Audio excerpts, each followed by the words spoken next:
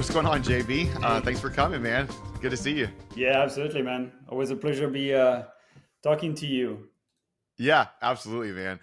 Well, you know, the last couple of weeks and actually a couple of months, I've been talking around a lot of people around change management, Yeah. AI solutions. You know what AI is doing. The Mhm. XR space has been interesting, and having you on as a guest is actually as a real treat because you know you've been in that space as well for some time now. Yeah. I kind of wanted to, you know, there's been some new changes for you as well, Hmm. and one of those changes has been moving to Squint AI, Yeah. and I know that you know some that carry that you know look and keep up with this space. They probably have heard of Squint AI. I know they've been doing a lot of advertisement and they're in a lot of areas right now in that space, Yeah. but for those who don't know who Squint AI, could you maybe let's start out with you know who Squint AI is and your role that you play within that company. Yeah, for sure. Well, I appreciate the opportunity also to share about this because it's been kind of a crazy last 2 weeks. So basically, the way that I like to introduce Quint, and in the words of my 10 years old, okay, it's YouTube for engineers, Yeah. but better. And in what way? Simply, basically, we'll try to make everybody, every operator, every technician on the shop floor, an expert in doing so with the application that we have. So we go from video procedure generation. What it looks like is like somebody who has tacit knowledge of standard operating procedure and SOP. Somebody has been there for many years that maybe know a better way than the SOP naturally does it, or he's about to retire and we need to harvest that knowledge. What we do, we just follow him around and we record what he's doing, and from video we create a standard operating procedures that we can then upload and scale and deploy to everybody. That's one aspect of it. There's a Okay. lot also about there's a copilot integrated into the application, which let's say you have all your procedures and you're out on the site and you say, well, how do I do a shutdown of valve Tango Whiskey 256? Well, if you have the procedure that has been uploaded, then it will actually pull it up. Well, this is what you would do. This is the link to the procedure, and here you go. So basically, trying to make the information available at any moment to anyone. Long story short. Yeah, no, it's no, that's great. So yeah, I always I kind of when I was writing down some notes around Squint AI, just as prep for this, Uh-huh. one of the notes I had was YouTube. So it's interesting that you say that because it really is kind of reminds me of that. So you know, we had played in very similar spaces. You know, back in 2018, 2022, kind of pre and post COVID. I guess 22 you consider still kind of in COVID, but we were kind of on the outskirts of it. You know, you were an XR solutions manager at Subsea 7 Yeah. at the time. I was working at Bureau Veritas as Mm-hmm. a digital solutions architect, and I had the privilege to work with BP on their HoloLens project. They were looking at trying to supplement some of the inspections for skid inspections for measurements, and it was interesting. It was very interesting, um, but I felt like at the time it just didn't really scale well. Um, you know, we had still, you know, iPads could do a lot, and they still can Mm-hmm. do a lot. Mm-hmm. You could still do a lot with iPhones, and of course, the lidar at the time was being implemented in with the iPad Pros, and of course, the acceleration of hardware these days have been insane. Holland's had that as well, but it you know became it was heavy after a while. Mm-hmm. It there was a little bit of a learning curve for some people, whereas iPads people kind of just are more intuitively able to function and navigate those menus. I'm curious on you know 2 years is a long time in the technology world. Yeah. Um, you know, what do you feel like has changed between you know 2022 and now? We're almost into 2025, so almost 3 years now. Because I keep on thinking when I look at Squint AI, and of course there's some other competitors out there as well. Microsoft Guides has been around for years, Yeah. and it never really got traction like I think it should have. There was a lot of adoption in certain Mm-hmm. areas, and certain project teams got some adoption. But then you see all these other companies that were competing in that space, and people were moving and migrating from a Microsoft Guides possibility to a anything else other than Microsoft Guides, even though it was kind of the same thing. So I'd love for you to kind of give me some of your insights and ideas, concepts around, why is that, and what's changed in the last 2 3 years. So I mean, it's a very good question because a few things happened, right? So people who tried to launch pilots and maybe scale the HoloLens 2 or other devices such as the HMT1 from RealWear, Yeah. Mm-hmm. um, we quickly came to the realization, a couple realization. First, the basically user acceptance of those devices, right? Something new. Just like you were mentioning, they know a phone, they know a tablet, they don't know those devices. So there's when you come to the first implementation of those, there is a lot of training if you actually are planning from a leadership management to say, okay, this is what's going to happen. This is the way we're going to do remote inspection. This is the only way we're going. Um, and ultimately, we had a lot of friction in terms of when people started to use it. Just like you were mentioning, the weight was a factor, and also after like they wouldn't be able to stay more than 20 minutes using one, right? Yeah. So when they have like inspection of sites that are like a lot of square footage, a lot of superficie, ultimately it's not the right solution for them. From that realization until now, 2024, almost 2025, I'd say you'd see a lot of those devices that remains on the shelf. I would be willing to bet that there are two sides of the reality. You have what they tell the shareholders and what actually happens. Yes. Um, and I would really willing to bet that ultimately there is bandit solution that comes in between, such as just like we were looking at, if you try to implement a HoloLens 2, which now is discontinued and not supported anymore. So what are you going to Yeah. do? Like from a cybersecurity standpoint, that's not bode well for your company. So imagine all those companies that like BP or even Chevron. I remember Chevron had a program where they were having a lot of HoloLens 2 on board to do those Yeah. remote expert calls. They How's bet that a going to lot. go in the future, right? So Yeah. Yeah. Yeah. it's so ultimately I see a transition back to wearable devices that are non-factor, either tablet or phone. Um, and I don't know how the basically the hardware manufacturer is like any other player in the realm. I don't know if you use an HMT1 from RealWear, but for I me there have. was an Yeah. eye fatigue that I Yeah. could not wear this for more than 10-15 minutes. And yes, the voice and the sound recognition, even in a very loud environment, was amazing, Yeah. but it was like still very much of an effort added to my day-to-day operations Hundred compared to percent. something that I'll just pull up from my phone, just do it, okay, done, and it's synced somewhere.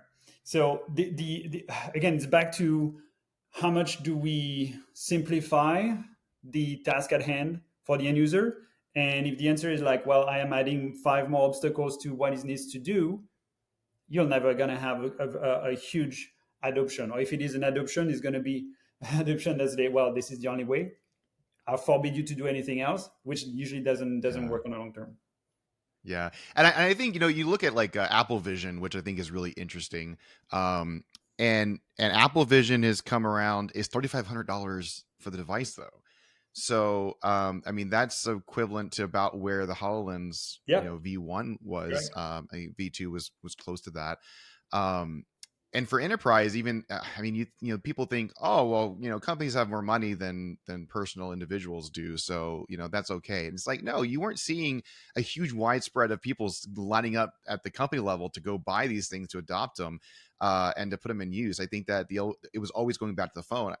Meta's new Ray-Ban Yeah, device. I think that is where it's going, and I think when that becomes cost appropriately, it's allocated properly, right? Like it's very low cost compared to these correct, other devices. I correct. think that it looks bulky. It looks like some bulky glasses, but I think I wouldn't mind wearing those for an extended period of time versus any of the alternatives out there. And then you've got again, you still have to compete with the phone. I feel like in another session I had with somebody else, we were talking about how like AI versus Excel, Yeah, and how Excel and AI are just going to always be at fighting each other. yeah, Um, but I kind of feel that same thing with phones and wearables, because I think it's just easier to grab a phone right now. Does that change down the road? I think so, but I think we're a long time from that. It took 17 years for gas stations to really become popular, after the first car, manufactured car. yeah. So I think it's going to take time for these kind of adoptions to take more global stance on Yeah, the adoption curve. I think so. Like, and the form factor. So the lighter, the better. The less intrusive, the better. Again, like one thing that you'd have to cope for, like, or to look for, is the, let's say the HoloLens 2, you had prescription glasses. How are you going to do? Or if you had like VR headset, you have Sure. prescription glasses. How are you going to factor those in? If you already have a pair of glass, I'm not going to wear Orion on top of my glass, so it's going to be very awkward because I need to put on top of that my PPE Yep. and my safety glasses. So that three layer of glasses, nobody's going to do that. So Yeah. from a B2C standpoint, I do see that. From a B2B standpoint, unless you're going to have like those manufacturer, 3M or whatever, that is going to say, okay, we have a PPE that allows you to turn on and off whenever you need a screen. Okay, you can just magically say, okay, I need a screen and I need to access this information. Otherwise, just transparent to you. Just like you said, a lot of the workforce also that we're pushing those innovation to, they're not necessarily tech savvy, so they're not going to be, especially when it come, and you factor also the accent, like the multinationality. If I'm talking to Siri, dude, like Yeah. it's the funniest. And I'm like, okay, let me type it, because like it Oh takes you a man. while for it to get Yeah. to get used to it. So from a B2B standpoint, where you have people from multiple nationality, like in Houston, where I am currently, like when you go to a floor shop, you have different nationality working in the same facility. Yep. How will you count for that? There's so many elements that needs to be taken into account for that to be completely scaled. That I still truly think that we're going to see a lot of phone slash tablet solutions being pushed easier in an easier way than anything hardware related. And if there is something hardware related, it's going to be probably making like headlines. Well, we did this. Like they're like if Microsoft had that contract from in like for the army and were able to deliver this, I think there's a lot I could have been learned from that. And the fact that this has been shut down and like nothing is continued, it's kind of a testament to some of the barrier Sure. of what needs to be done. And remember, I mean, I don't know you, but like the HoloLens 2 was one of the go-to device, B2B device for anything AR. Yep. I was fortunate enough to actually I was in Redmond before release, and I was able to try it out and check it out before they released it publicly. So it was really cool.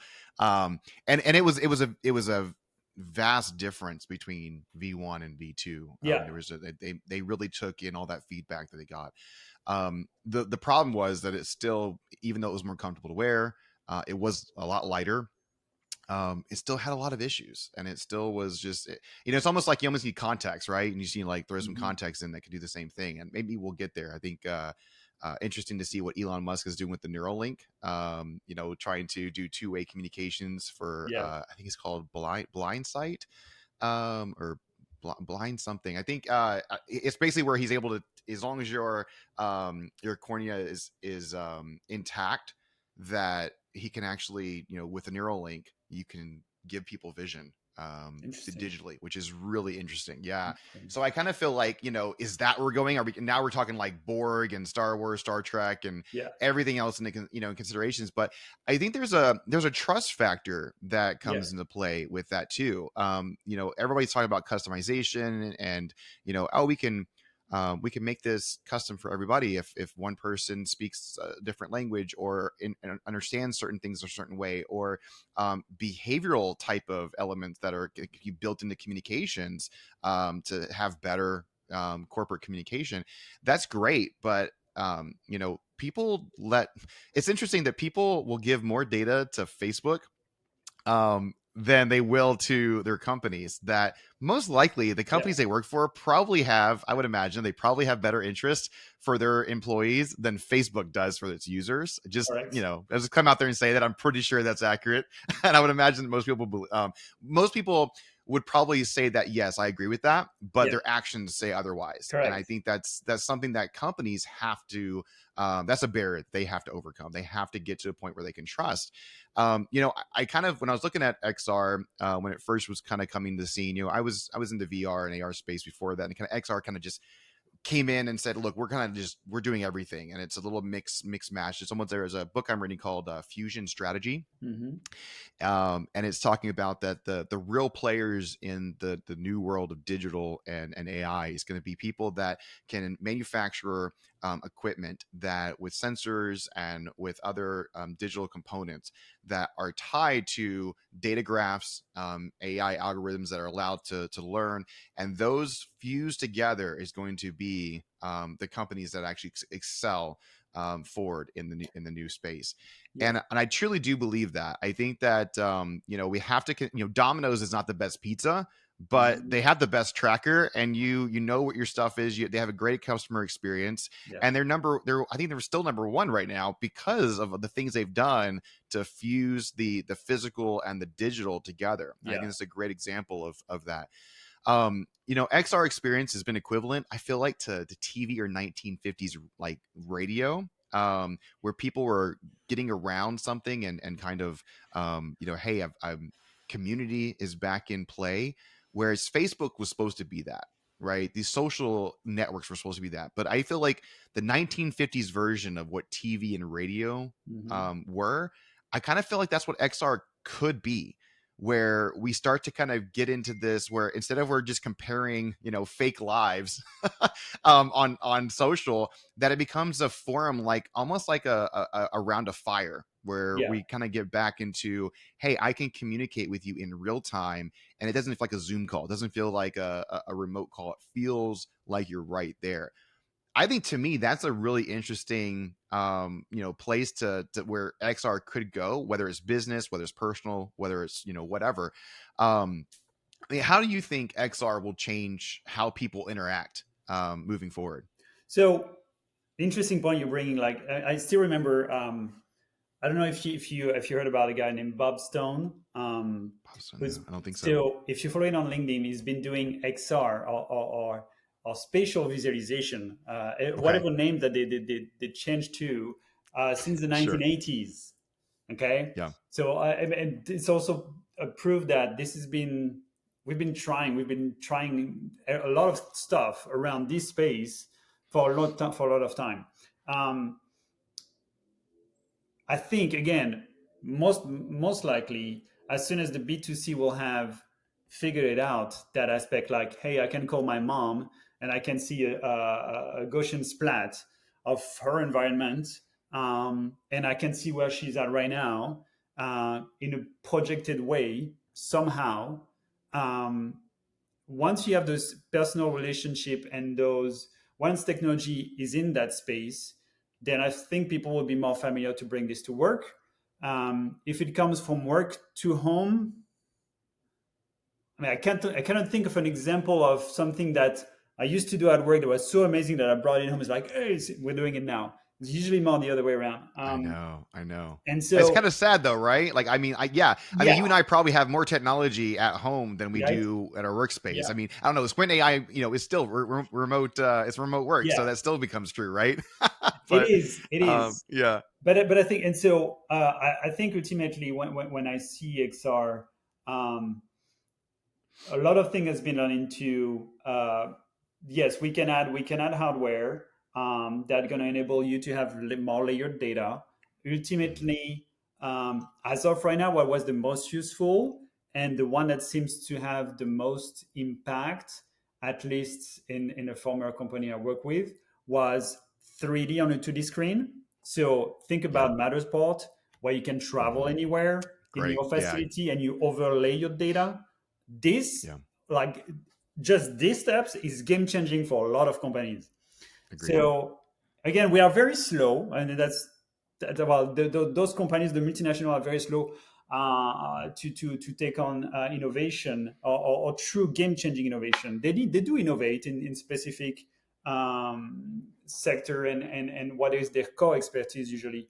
But anything outside of that will take a bit longer to be adopted. I do think for me, like with XR at Work that you may be familiar with, Scott Hmm. Berkey, last AES, which by the way next week is AES again. I know that's, yeah, it's coming up. Yeah. Yeah. Yeah. So last day, yes, it was in Houston, and what we did, we went with to a senior living facility, and we brought VR headsets to the senior living facility, and when you see that you're able, okay, what is one place that you always wanted to visit, but you could never because of time and life, right? And Sure. then it would give you a destination. You will hop onto a VR YouTube video, put them in, and like they would be like amazed. Like there's a lot when it comes to VR and XR all together, which is something that I like about what Apple Vision was doing, like the memory. Like let's say you can replay a birthday of your grandson in your Yeah. living room where the way it was filmed, and you can maybe not move completely around but have it 3D. Like it's very profound as an experience. So there's a lot around that aspect that I think is going to like unlock more of a normal usage of it, of XR on a B2C. On the B2B, it's still it's still well, still trying to figure it out ultimately. Huh? There's no right answer. Well, it's like, oh yeah, of course, why you're not doing this? It's obvious how helpful it is for you guys. Yeah. No, I love that. Because it takes back, I mean, experience, I believe, is really where this is going to go. When you look at the consumer trends that are happening right now, people are spending more money on experiences than they ever have, at least in our lifetime. And I think there's the reason for that is because we get so inundated with technology that people are looking for an escape. Yeah. We don't even have to bring up the geopolitical landscape that's going on, the political landscape, the everything that's happening within our in our environments these days, and people just want an escape. Sports kind of used to be that for Hmm. most people, and I think even sports is kind of getting where it's just overstimulated through ads and just everybody's getting sold to all the time, and it's like, just Yeah. give me an experience that I can really remember and have a good time. And I think that when you look at the experience, why people want experiences, because it creates an emotional response that people are able to actually make better decisions. I spoke about this a while back. There was Antonio Damasio. He's a neuroscientist, and he did some studies around people that had damage to their prefrontal cortex. And what he realized was that they could logically think, and they could have conversations, but when it came down to making decision, they couldn't do it. And he realized that our every decision is an emotional decision, because the prefrontal cortex is actually what controls our emotions. Hmm. And so I think when we start getting down to experience, what we're really trying to understand is, how do we get people to feel? How do we get people to care? And how do we actually get people to make decisions that are based off of, I think the buzzword these days, which I think is still really relevant, is purpose. How do you Yeah. get people to actually go and find their purpose, whether it's in a job, whether it's in actual life or whatever? Um, so I think I think it's great. And I think the idea of reducing friction is part of that, right? When you think about the great experiences you've had, whether it's been on a family vacation Hmm. or during a work project with the team that you're working with, it typically is, there's reduction of friction. Now there may be challenges, but I think that's completely two different things. I think you can have a challenge and you can still have reduction of friction, and how you actually experience that scenario. And so when we start talking about the experiences that people are feeling right now, I think the thing goes back to, okay, great. So I've got companies that are helping me train staff and walk me through this kind of YouTube for companies, right? For and Hmm. and the XR AI space. Um, I can't think. There's two things that come to mind. I'll talk about the first one, which is, okay. So I can either train somebody, and I'm assuming that the reason why training is so important is because you have retention. Because if you have someone that was there and they've been there for 20 years, like they used to be, right? You work the same job for 20, 30 years, retire. Hmm. That doesn't happen anymore. And so Nope. you have people that are the retention, the churn rates are a lot higher than they used to be. So now training is even more important, to standardize those things. So why not automate? Why not? I mean, you've got 10,000 humanoids that are in play right now today as we're speaking. We've got 63 million projected to be in active, or active by 2050. Hmm. The manufacturing space has, I think, 463 million people working right now in manufacturing space globally. So why not automate it instead of giving people training? Why don't we just say, hey, we'll just train the automation once, and let either robotics or humanoids or some other form factor take on that project or that task. I mean, there's a lot to be said about the expectations of the new generation that coming into the workforce. Um, I think there will be a pretty big gap when they're faced with, oh, you only have this in paper, or you only have this as a PDF. Why isn't this interactive? Why can't I just link this and this? And so, but again, those generation may not know what the process ultimately is, and why isn't that done already, right? The only thing that Sure. can be hopefully tackled doing this, yes, there's a lot of stuff, a lot of turnover, a lot of tacit knowledge that is leaving and retiring. How can you capture it in the best way possible? And possibly also without having to do a 2 year implementation of a system, because I mean, just like SAP or any PLM system, they take a long time. So Oh how yeah. can you make like they have to be able to figure out that they have to be able to say, okay, we have a lot of people that are retiring, we know that for a fact. We have a huge turnover because it is what it is now. Like not a lot of people, like you said, stay for 10, 20 years in a company. And it drives to purpose as well, what you are mentioning. If they don't find that this serves a purpose to them, they just go to the next job. So for companies particularly, is like, how can they bring up to speed somebody as fast as possible, still using big, and they cannot do it the old ways. Like, hey, go study the 3-ring binders that's on the shelf over there. Good luck. Yep. And because again, It's if true. the more the interesting part about new generation coming in, like, yes, they'll be maybe more versed into the practical software piece, but not about the hardware piece, right? And the hardware piece in manufacturing, those machines will be there. Some are there since the 50s, right? Yeah. And that's not going to change. And they still need to be able to be comfortable operating, doing the maintenance on this stuff. They'll be very much versed on how to do it on the electronic side, on the digital side. But how do you bridge that gap between the digital and the actual hardware? This is something that, I mean, with Squint, we're trying to basically fix that by bridging those two, bridging. But like, it's something that for I can only imagine, for instance, those refineries where there's a lot of stuff that can happen, and if something happens wrong, two consequences: either very public outlash, pollution probably, but also they lose a lot of money. How do they make sure that knowledge is being transferred correctly, in order for them to be safe, to make sure that everybody goes home and they don't lose money? So Yeah. Yeah. that's something that a lot of companies have to figure out. Yeah, I had this like mental image of the Back to the Future scene where they're playing the shoot 'em up game, and like, wait, you have to use your hands.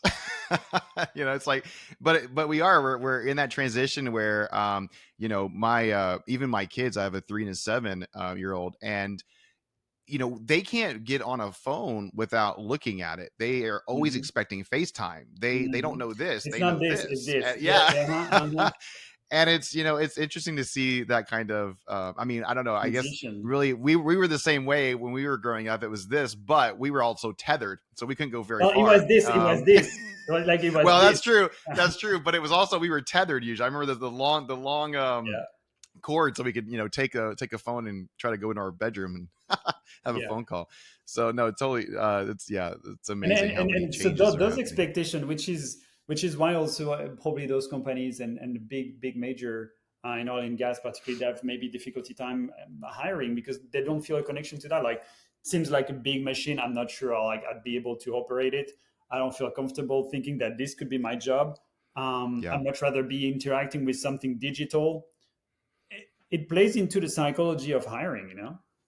Yeah. Well, and so I hate reading manuals. I'm probably, I know, like most guys probably, like, just let me figure it out. I'll figure, it can't be that hard. Yeah, And ultimately at some point I may or may not look at the manual, but interesting. I'm usually just trying to find what I need. And then I'm going to go back. And the same thing with like YouTube, right? I'm looking at something, I want to go look at YouTube, and I want to try to find out, okay, hey, how do I do this? I have something wrong with my car, or something wrong with, some kind of household thing. Hey, let me look at like YouTube, um, video, and let me just scroll through it. But what happens is I scroll and I'm like, oh man, did I go too far? And then I spend way more time trying to yeah, find the exact location that I need. And yeah, I'm like, well, if I would have just watched the whole thing, I probably would have been able to do it faster and just watch everything versus trying to find out exactly where it was.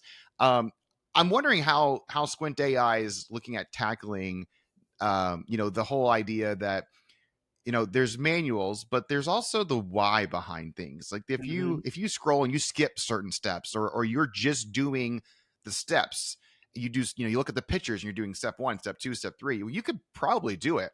But what happens when you miss that hazard that says, oh, like, you should have probably had gloves on, or hey, this is really dangerous, you need to make sure you have 2 people to lift this is, those are kind of things that pictures typically don't show us. yeah. As we start to look at developing, training, the what is really important for a streamlined, automation approach, even if there's people that are actually performing the task. How do you ensure that there's the why, that's a part of that as well? Well, that's a great question. Like, just like you said, ultimately, when we start a job and your manager says, "Well, go read those procedures," they definitely don't explain the why. So Right, it's yeah. an added layer that we have to think about now. And I'll take Yep. the example of, let's say you have a plant in Alaska and a plant in Texas. If they have a procedure around corrosion, they don't deal about this, the same way about corrosion in Alaska and in Texas because of weather related Sure. events. And there may be some general structure that are the same, but why we do this in Alaska, whether it's in Texas, it should matter. Ultimately, the way we tackle in terms of, hey, have I done this correctly on a step-by-step procedure, we have an interesting feature that's in AI verification. So basically you take a picture of what you've done after the step has been completed, and the AI basically compare what the solution should be and what you've done, and basically tell you, well, this is not correct, look at this, this is the way it should be. So on the lockout tagout, for instance, if you haven't done the lockout tagout correctly, it will point at you, well, you cannot complete these steps, just go again and figure it out. This is the reason why you need to do it correctly. Now, in terms of why my facility in Alaska needs to do corrosion differently, there is an argument as to, it is important for my end user to understand, but is it critical for him to do the job? And some companies sometimes will take the decision they don't need to know, they just have to do it. Sure. Though the only thing that we can infer there is the fact that, let's say for weather related event, let's say you're doing your procedure and there is a cold front coming in or a snowstorm coming in. If you have snowstorm coming in on your app that shows you in contextual environment, hey, we need to look at corrosion. Hmm. There is more of a relationship between, okay, I need to do this because of that. It's not Sure. said, it is Yep. implied, and in that sense, that could give more of the why behind it. But sometimes it's left to the company to do that. So I'm curious because, and I understand that. I understand why companies potentially feel like they have to take, one side or the other, that it can't maybe be a mixture of both, or whatnot. Um, so this leads to my next question, which is the purpose of training is to complete, the training, and then to do the job you're trained to do. Yeah. We both agree with that, and I think that what you said there makes a lot of sense. And some people, that's all they go. That's as far as they go. Is okay. That's what it is, and it's very cut. Very clear, cut and dry.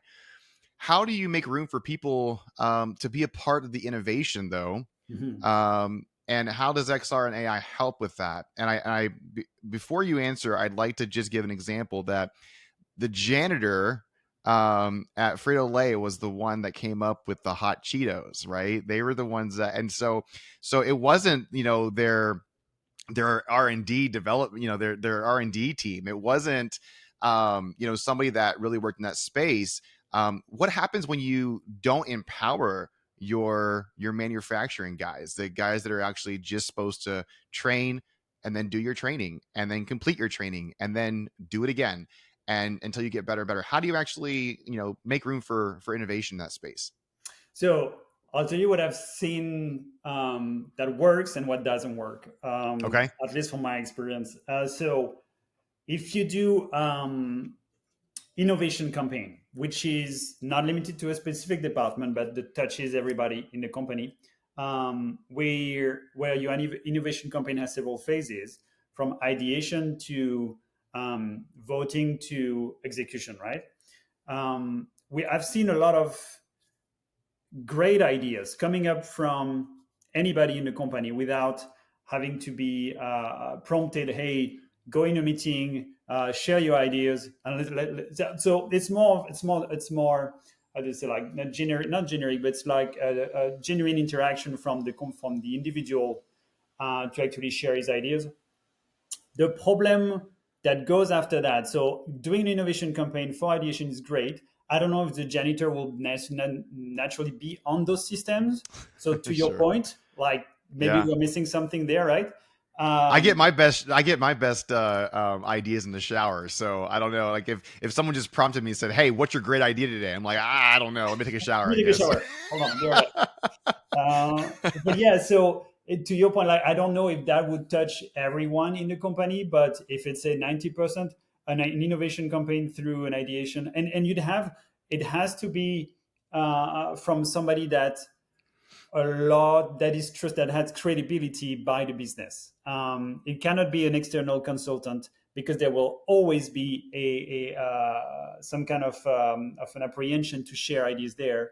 And from there, where most of the companies are not great at is the actual transparency from ideation to execution.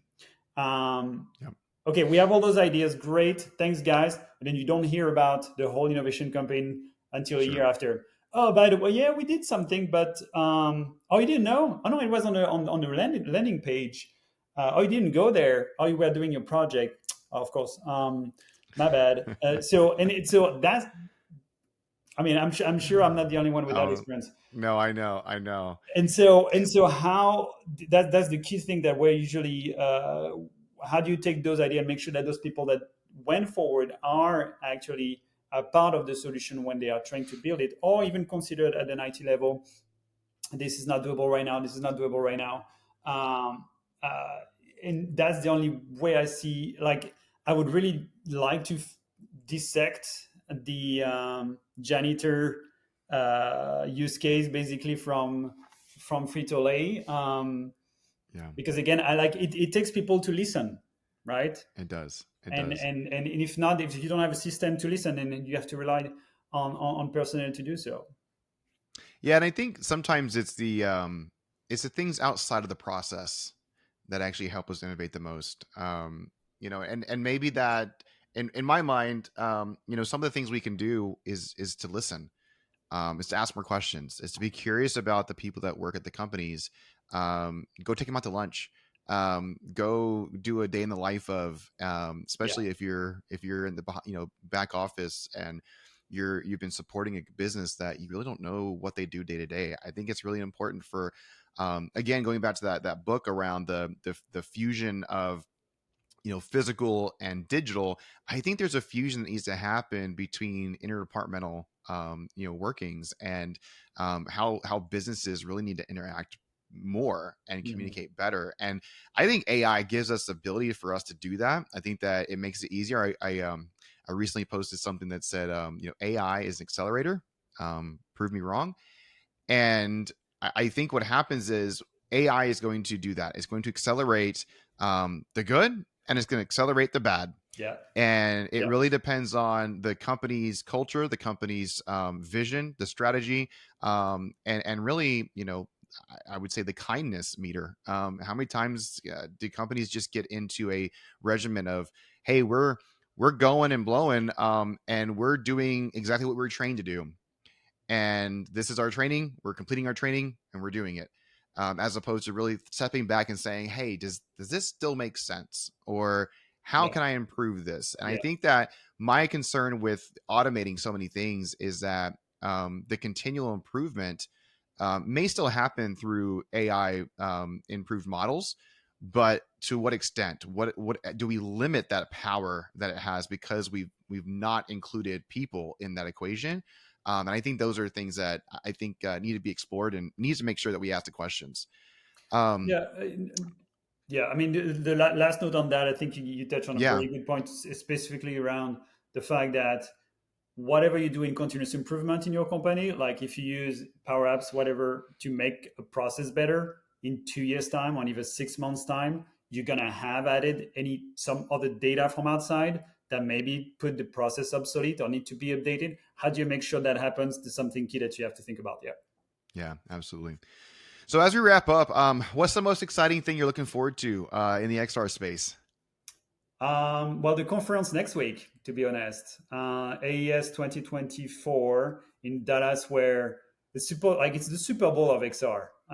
It's where a lot of practitioners, which is something when it comes to the conferences, can be a bit daunting when you have like a lot of vendors trying Yeah, to harass you and get you. And I'm on that side now, so but like yeah, the fact to be part of a huge group of practitioners, this is where basically I get a lot of tips and tricks from a guy from a big pharma company, and this is how I started to do XR in Subsea 7. So I'm looking forward for that definitely. that's awesome. That's awesome. And you Squint AI will be there. Correct. And of course, I think, are you on a panel there as well, or? Yes. Yes, I am. Okay, awesome. So we'll make sure we link that and go from there as well. But JB, it's always a pleasure. Thanks for taking the time and coming on. It was great Absolutely. talking with you. Good seeing you again. Likewise. Thanks, Chris. All right, man. Take care. Bye. Bye.